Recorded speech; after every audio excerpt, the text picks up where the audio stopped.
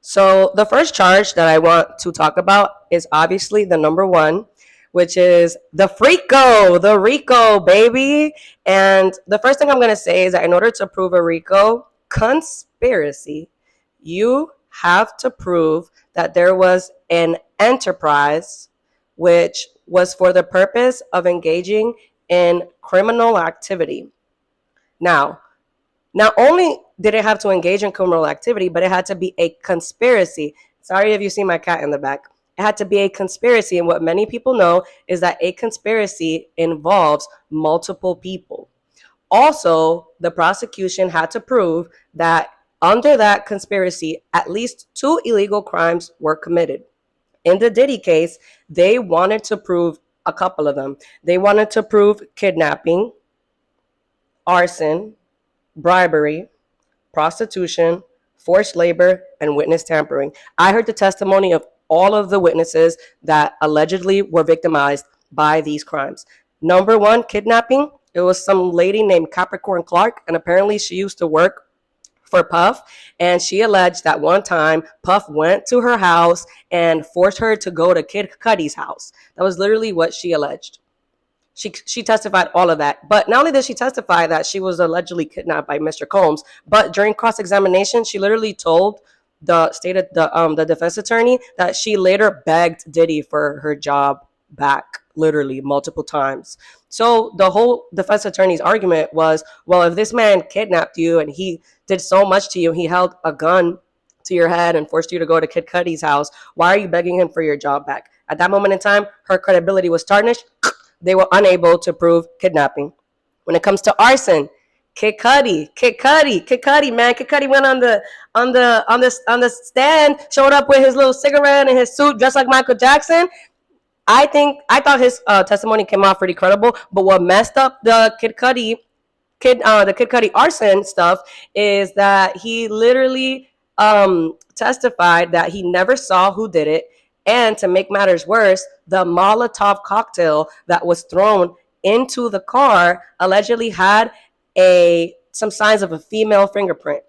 And what the argument from the defense was that Kid Cudi got played by Cassie because Cassie was dating Diddy. That was her main, and Kid Cudi was her side. And there is an allegation that one of the women that was involved in the situation, which was Capricorn Clark, the former employer, or Cassie, that it could have possibly allegedly been their DNA that was actually found on the Molotov cocktail.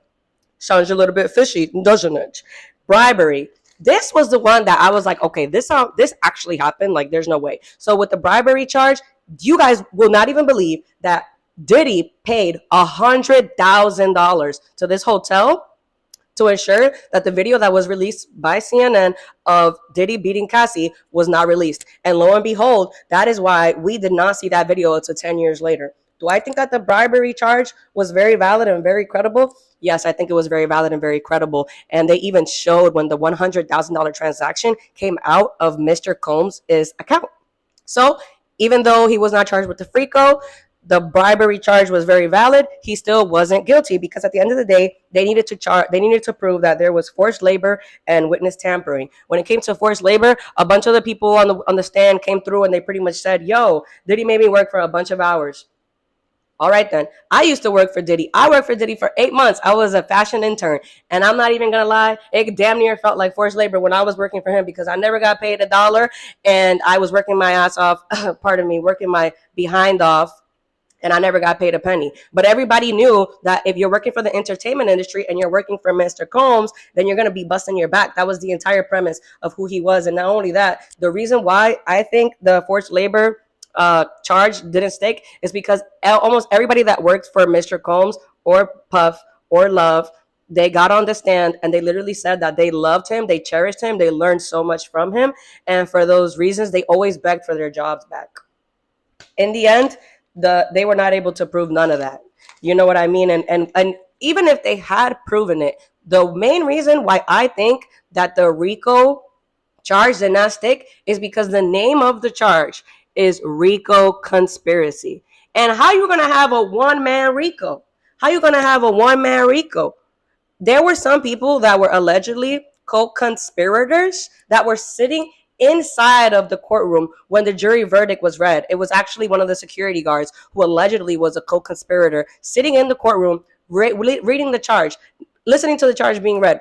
Now, why in the world would the prosecution charge that man with a one-man FRICO when the literal name of the charge is racketeering conspiracy? When have you ever seen a one-man conspiracy? And at the end of the day, that's why many people think that the charge against Diddy with the RICO, professional defense attorneys think that that was unprecedented. You have never seen anything like that. And the fact that they even charged him with that is an absurdity. Because had they charged somebody else with that, the indictment probably would have got thrown out before they even filed it in court.